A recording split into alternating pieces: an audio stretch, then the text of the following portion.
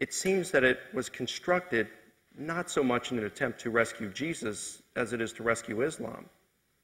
No, I'm not speaking of rescue here as rescue prior to death. What I'm saying is that the earliest belief in the resurrection of Jesus from the dead, as we can tell from the earliest sources, is that despite the fact that everyone had seen Jesus dying on the cross, God had somehow rescued Jesus and raised him to himself, so that Peter can proclaim in the Acts of the Apostles that death could not hold him. And of course, because God was with him, rescuing him, raising him from the dead. You can put it that way if you want. You mentioned the speech of Peter, which we are now referring to. So you did say the earliest strata talks about Jesus being raised from the dead. Do you grant that? The earliest strata, well, we should first listen to the words, and then we'll talk about the interpretation, because there's something to be said about that. The passage which Peter is citing in the Acts of the Apostles is from the Psalms, Psalm 16. Read the commentary on Psalm 16. The New Jerusalem Bible, in its footnoting on that psalm, says that this actually refers to a person who has had a close brush with death. The psalm does not actually necessitate the person physically dying. So now, to say that God raised this person from the dead does not necessarily, in the ancient world, require that the person had to be physically actually dead. You see, our conception of what involves death or what means death has changed over time. You mentioned previously N.T. Wright in his excellent book, This Thick, on the resurrection of the Son of God. If you read it throughout, you will see he mentions some of the conceptions that were there, and some of which you refer to, but he also mentions the story Kalerho. In the story, Kalerho is beaten by her husband, and she apparently dies. And she is buried, but some grave robbers come, and they're surprised to find her alive. They're scared off, and Kalerho survives. And then, according to the story, as cited by N.T. Wright, she says, "I was dead, and I came back to life." Even though we know from the story that she was not dead. But this is how people might refer to things. If a guy is diagnosed with death today, he's kept in a morgue, he's watched for a little bit, and in fact he doesn't actually die, he might say, "I came back from the dead," but we know he wasn't actually dead. Today our conception of death has actually improved, because we would put a person through an EEG, through an ECG. There are certain grimacing effects that we test for, 5 of them, that are noted by Constance Jones in his book, The Complete Book of Death and Dying. And after all of these tests, we keep a person to just watch him, just to make absolutely sure. So it is possible that a person might appear to be dead in the ancient world, and that he wasn't actually dead. But if that person survived, one would say that he actually came back from the dead. Documentation for this is found in an excellent book by Jan Bondeson, Bonson. His book is entitled Buried Alive, A Terrifying History of Our Most Primal Fear. And what he has shown here is that throughout history, there have been difficulties identifying when exactly is a person finally dead. And he showed in particular, in the time of Jesus, though Jesus was not his particular concern, he's just simply going through the whole sweep of history. What he has shown is that in that time, people could not determine when a person actually had died. And in that same book, we have a quotation, this other book here, we have a quotation from one of the Jewish Talmud sources, which might help us to understand why the women, disciples of Jesus, went to the tomb. Listen to it. It says, the Babylonian Talmud stipulates, one should go out to the cemetery and check on the dead 3 days after the funeral, and one should not fear that by doing so he follows a Gentile practice. It happened that a checkup after 3 days discovered that a certain person was buried alive. This person lived for another 25 years, had sons, and then died. And the reference is here. See, they've actually given the reference. So if you ask me now, it is there. Okay. So yeah, but the Talmud, can I respond to some of this? Because you're giving me a whole lot here. Okay, we've shifted into the next quarter of the last quarter hour. Okay. We will be going to you for some questions in about 12 minutes. The Talmud is late. It's several hundred years after Jesus. So just because the Talmud mentions that in its day, when it was reporting this stuff, which could have been 300-400 years after Christ, that was the way things were done, that doesn't mean that that's the way it was done in Jesus' day. In fact, you mentioned about how we can't be certain a person's dead. Well, because we don't have EEGs, I really don't think that they would have had much doubt that John the Baptist was dead, who had been beheaded. Yes. So now, even with this thing, with the Talmud, they may have gone to the tomb to check it out to see if the But person... you see, Mike, that is exactly my point. You see, once a person is beheaded, you're sure he's dead. But you put a person on a cross, you expect that after 3 days, through exhaustion and facing the elements and even the vultures, who might come and pluck out your eye, then by 3 days' time, you will be dead. But then, if you take him down after a few hours, even Pilate wonders, are you sure he's dead? But of course, Pilate has an interest in preserving Jesus because he didn't want Jesus crucified in the first place. So I think if you make it your job to prove that Jesus resurrected from the dead, you actually have a difficult job. If you say that Jesus rose from the dead, he ascended into heaven, Muslims and Christians can both believe that without having to prove it. Look, Jesus was one of the greatest persons who walked the earth in all of history. He was a great teacher. We remember him for his memorable sayings, do unto others as you would have them do unto you. The golden rule is something that people wish to have in every religion, and we find parallels for that in other religions through searching. But it's such a known teaching of Jesus, such beautiful teachings from a man, the miraculous works that Muslims and Christians believe that he performed, the fact that he was born of a virgin, that he raised the dead back to life, that he cured the leper, that he healed the blind. Muslims and Christians believe that. We do not need to prove it to the world, but by making it your job that you have to prove that Jesus resurrected from the dead, and you have said that if you cannot prove this, then it would make Christianity appear to be false. You have hinged everything on this. If it was disproved, if Christ has not been raised, then the person's faith is worthless. The burden of proof, I don't have to as a Christian. Most Christians aren't Christians because they prove Jesus rose from the dead, but they still believe it. May I comment on Pilate real quick? You mentioned there how Pilate, that he wanted to save Jesus. I guess I have two comments. You've exerted a lot of time and effort this evening undermining the Gospels, and so I'm bewildered that now you would appeal to those very texts in order to prove your point. Because I've told you previously, I'm not saying that all of the Gospels are false. What I'm saying is that there has been an evolution among the Gospels. And in peeling back the layers of evolution, Mike, you have not touched on that at all. You have not spoken anything about the evolution of the Gospels. Because I'm on this other hill. I presented evidence that's decades earlier. I'm still waiting for you to attack this hill. Now, the thing about Pilate, you said, okay, now Pilate wanted to rescue Jesus here. He didn't want to crucify him. And this is another thing I'm kind of surprised at, because critical scholars normally regard this as political propaganda by the early Christians and that it's not historical, whereas these same scholars accept the death of Jesus because it's so much more better attested. So if you're going to accept the Pilate story, then all the more you should accept the story of Jesus' death because there's much more going for it. If you reject the Jesus death, then all the more you should reject the Pilate because there's less going for it. Now, you see, I think your point here is built on what we might call epistemological confusion. There is a way in which we learn things. I didn't mean to be funny about that. I'm just trying to put my thoughts together, and we have to be quick. You see, we start with certain basic assumptions. So, basic assumption: I'm a Muslim.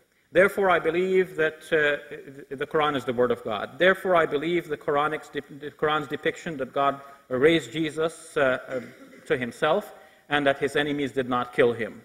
And this might be explained in a variety of ways. Jeffrey Parenter, a Christian writer, in his book Jesus and the Quran, says that perhaps this actually means that the Jews didn't kill him because the Romans did. Or perhaps it means that whereas they thought they killed him, they hadn't actually killed him, and it was God who killed him. And many verses of the Quran can be cited in collusion with this to show that the Quran has this outlook, that it's not the enemy that kills the righteous person of God, it is God who takes the life of the person. And moreover, it could mean that even though they had actually physically killed him, he is still alive with God. And the Quran says that the martyrs are alive with God. And that would reflect back with what I said about Abraham and Moses from the lips of Jesus himself. And so from that epistemological perspective, there are many different conclusions that I can form. Now, if I leave that situation behind and pretend for a moment that I'm not going with the Quran, then I have to turn to the Gospels and the histories that are built on the Gospels.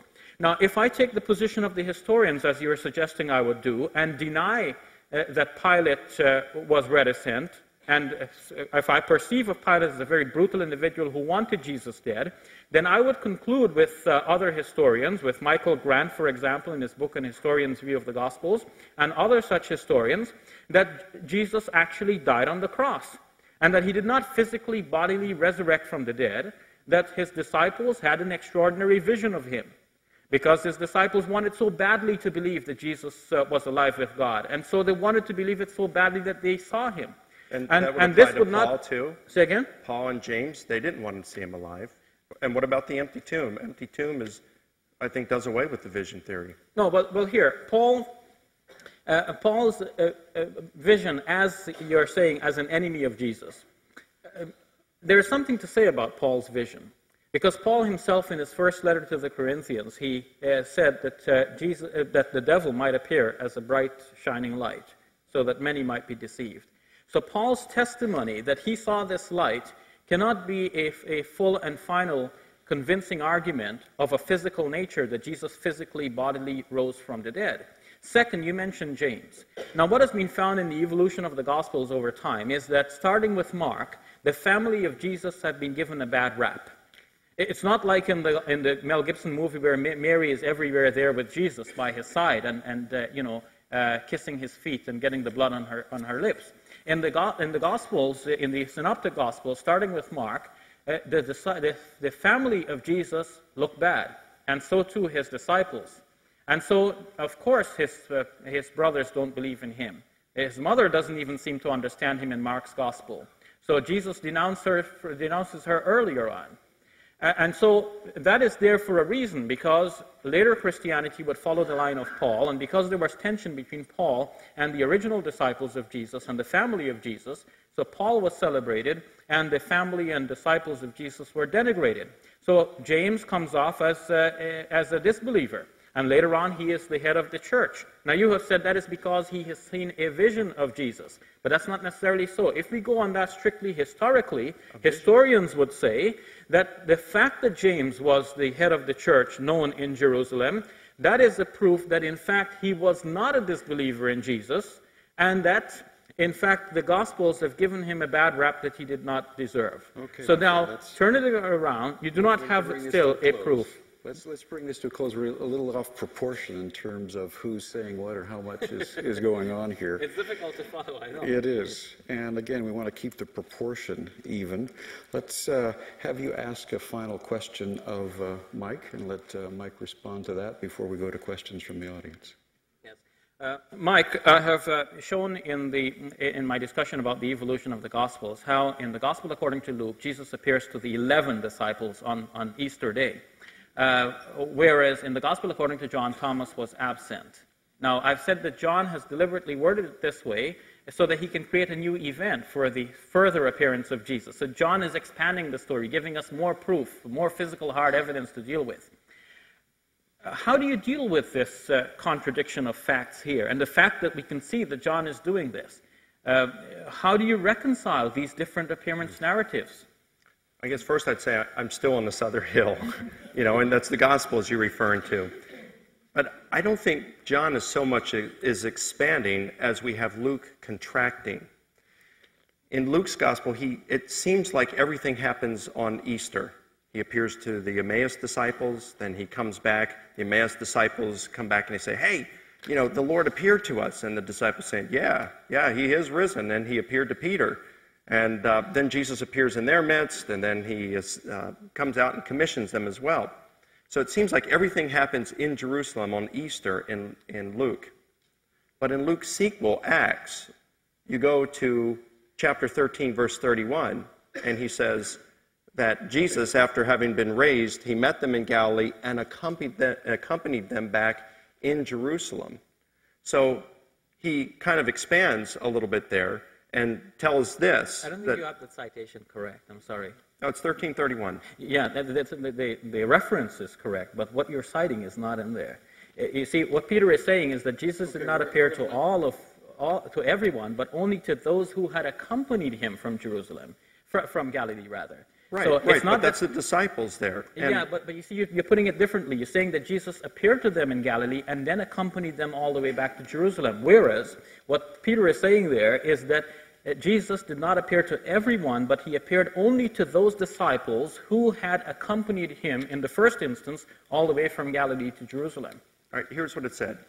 But God raised him from the dead, and for many days he appeared to those who came up with him from Galilee to Jerusalem, who are now his witnesses to the people.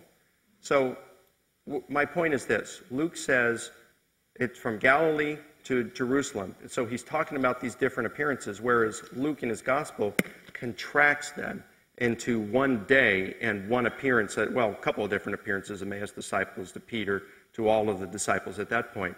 So the way I answer the question you're giving is that John is not expanding in his gospel.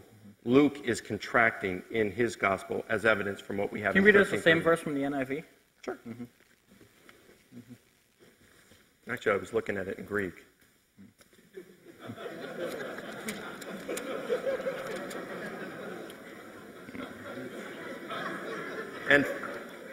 And for many days, please don't laugh. I didn't mean that to be funny, and I really want to make sure we have good communication up here. And for many days he was seen by those who had traveled with him from Galilee to Jerusalem. They are now his witnesses to our people. Mm-hmm. So this is not necessarily saying that Jesus appeared to them in Galilee and then kept accompanying them. You're not talking about the resurrected Jesus being in the company of the disciples traveling from Galilee to Jerusalem here. You're talking about Jesus appearing to those disciples who had previously accompanied him all the way from Galilee to Jerusalem. I mean, we know what that reference is too, because the whole Gospels were about that. The disciples, along with Jesus, making a long journey from Galilee to Jerusalem. It's not post-resurrection, it's pre-crucifixion. Oh, I don't see that at all. In fact, that's not what it's saying there. And in Mark, if you go back to the earliest gospel source, you really like the Gospels this evening, so I'll go to them. In Mark, chapter 16, verse 7, the angel tells the women to go tell the disciples to go meet Jesus in Galilee as he told you. And then you go back to chapter 14, verse 28, where Jesus says, after I have been raised, I will go ahead of you and meet you in Galilee. So in Mark you have the promise, right? And of course the later Gospels will deliver that promise. But in Mark's Gospel, the promise is not actually delivered. The angel repeats the promise. Right. But then in Matthew's Gospel, it's delivered. And so Matthew even has the angel's wording. Are you suggesting that an appearance didn't take place in Mark? What I'm saying is that Mark does not report the actual appearance. Right. That would come later. But are you saying that Mark was unaware of an appearance? We don't know what's in the mind of Mark. But if Mark does not give us the actual report of the appearance, then we do have an evolution here among the Gospels. An earlier Gospel promising that Jesus will appear, but doesn't say he actually appeared. Right, but if you want to base it on ifs and stuff, I don't think that's very strong. But there's no if. But there's no if, Mike. Okay. Yes. Take a breath, guys. We have mics in the back here, and what I will do is probably go from one to the other. And I would like to invite people to ask a question, address it to one or both of our speakers here